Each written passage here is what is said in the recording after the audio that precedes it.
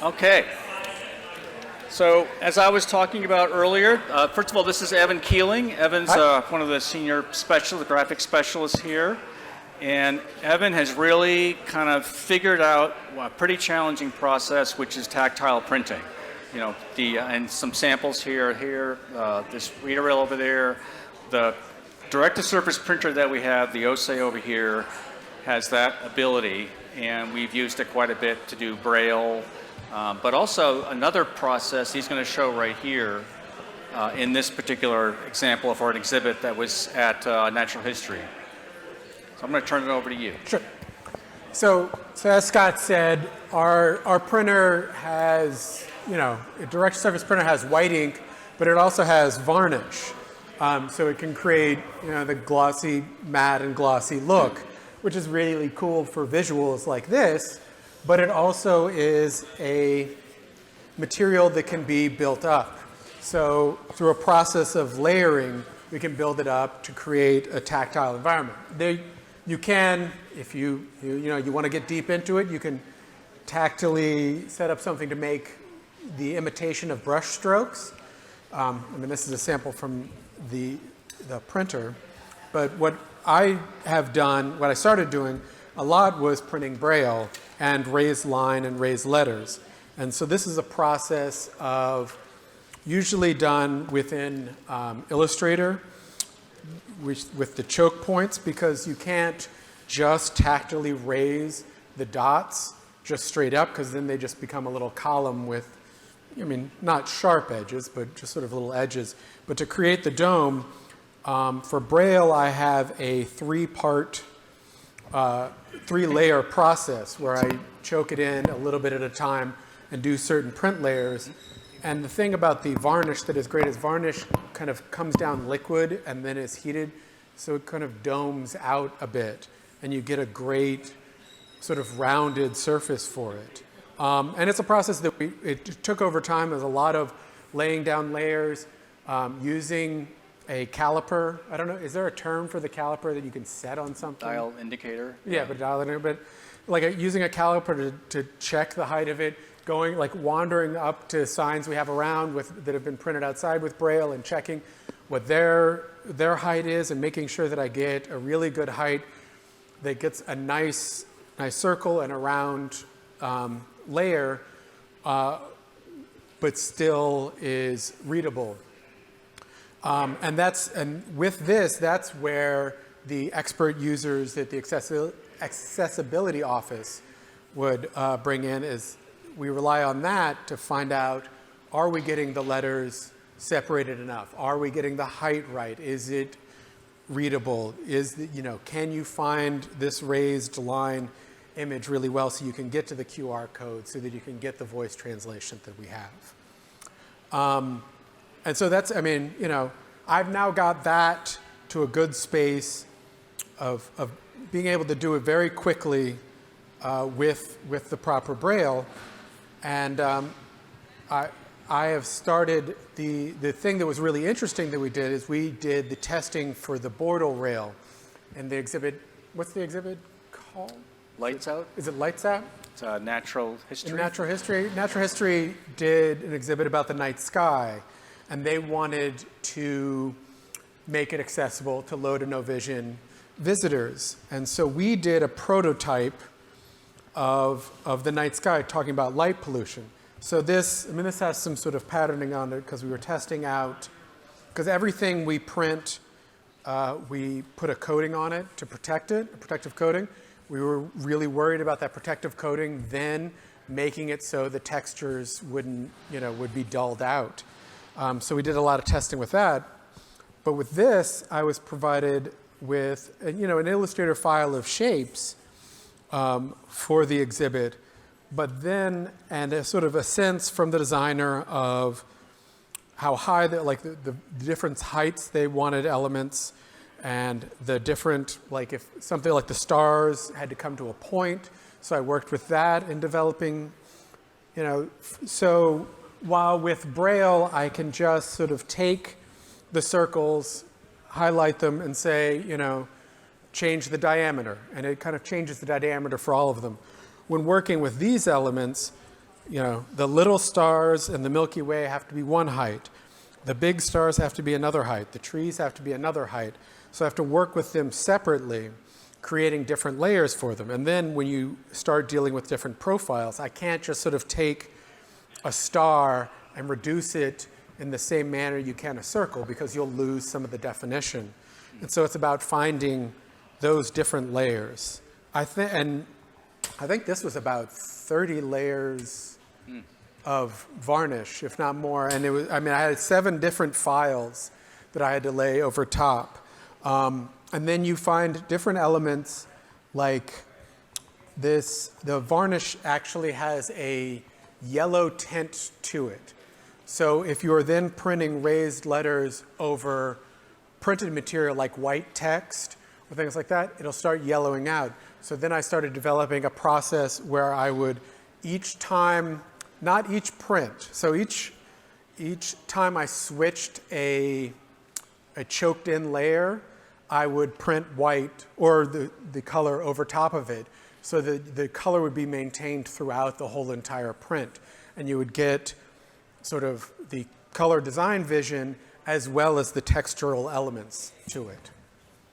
So, and then you get, it's like the interpretive users, you get translations. Like originally you're trying to do the city, suburbs, the woods, and so the trees were presented in a much more organic manner, like how you would see trees. But when you feel them, they just feel like squiggly lines. So the idea is then those were changed to be more sort of cartoony trees that are more recognizable as a shape, just sort of as a translation to what a tree is. So that's one element where these sort of the raised tactile prints can be used to interpret a lot of different things besides just sort of making Braille or doing something just like I'm just going to do texture on a print, which is it's very interesting seeing the brushstrokes, but this sort of application can broaden its sort of the way that it produces things. Very cool. They did not end up using our technique in the exhibition. They ended up going with a different company to produce them. I have not been to the exhibit yet to see. I've heard it's a little bit different. They found a different production. I've not been to see it. I mean, obviously I think this was very successful, but I can't. There's a whole lot of different ways that this can be applied, and it's also like with a lot of the user testing stuff that we do, there's not a sort of one-to-one. Just because it worked for this doesn't mean it won't work exactly the same for another one. But it's the application of the technique that can be applied, like to different projects to make elements that are interactive and textural. And it can be built up even more. You can build stuff up in more ways and balance it differently. It just depends on sort of how it can apply to what you're doing. Somebody asked me earlier, how thick can you build up? I have not fully tested it. I would imagine our printer can print on something of the maximum of 2 inches thick. So I would imagine you could print you could print up to those like up to 2 inches thick, minusing out the layer of the material you're printing on. So depending, this is sign blank's pretty thin. You could probably get an almost 2-inch high piece. The issue with that is that it's a lot of a process. There's some automation you can do with the printer so you can get it to go, but it also works, the printer works on a caliper as well, in that I tell it how high the material is. So this material versus this sign blank is a lot different height. So if I sent it the same, if I said, 0.25 up, and I tried to print this, it would ram right into it and stop, and we wouldn't get a print. So I have to adjust that. So while you're doing these, after a while, like it has a little bit of tolerance, so you can print a bunch of layers before you have to raise it. But after a while, you want to start checking with the caliper to raise it up because you don't want to start knocking off the tops of your prints. So it's a matter of, like, it automates itself and it goes, pretty quickly, especially compared to how it would have been on some of our older printers or laying in beads, which are other elements for putting in Braille. But it goes pretty quickly compared to those, but it does take some monitoring. And especially as you get higher and you get to elements like the big stars on this map, it gets to be where you have something that's higher, and as you're getting things that are higher and lower, you get to where you're just printing like a dot here and a dot here and a dot here, and it just goes across, but it's making sure that you get those, sort of dots at the right height. I imagine it would take a few days for us to print I would think so. something at the maximum amount of varnish we could lay on it. We'd probably burn a lot of varnish. But it's, I mean, as it is, we lay that, I'll lay this on the printer when starting to print it. I'll mark it, and like one of the first things I do is put a piece of tape down and be like, in process, don't touch. So because if somebody just comes in and is like, this is fascinating, and shoves it and it gets slightly off, then everything has to start all over again. But that's, I mean, with that printer, because it has the guide, like we can print guides, we lay down paper and print guides, you can lay stuff in a material and pretty much get it always in the same spot. So that's the way I can lay the print down, and I have, 7-something layers that seven something different files that I'm going to print to create the layers for this exhibit, but they're the same size file, the same size substrate, set in the same spot on the printer, and so it every single one will lay right on top of each other exactly the same way.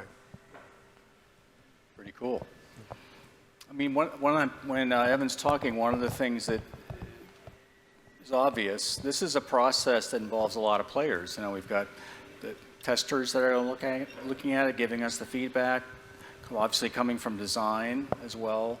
And I want to take the conversation a little bit in that direction to just talk about that process because, we are unique. We are a design build, up there. We have our design team.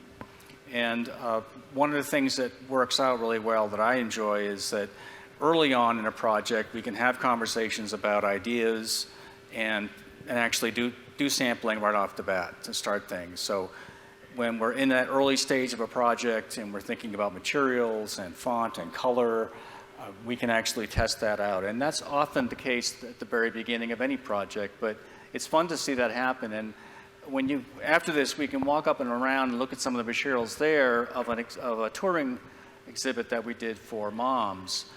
And we wanted to do a different approach to it. We wanted to show interesting materials. So there's a lot of different things there to look at. Each material had its own challenge. And you don't know until you've actually played with it to know if this is going to work out or not. So that process, that prototyping process, whether it's in graphics or next door in fabrication or the model shop, is part of the overall process that makes it kind of really interesting as a maker, because you're not just being handed something that says, we're going to do it this way. You're in that early stage where you can talk it through with people who are on the creative side of things. So some of the times we'll find a cool thing that just isn't going to quite work for this exhibit. We'll shelve it and bring it up for maybe something else. Happy accidents can happen where you're doing something and it turns out that, well, that is interesting, but it might be better for this over here. And also some things just kind of evolve. We're doing a project, the traveling exhibit again, where we've been using an aluminum structure as a piece of it right here.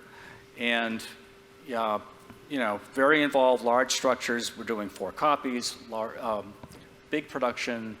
And whatever we decide to do, we're going to do it 4 times however many of these things are. So we want to figure it out right off the bat.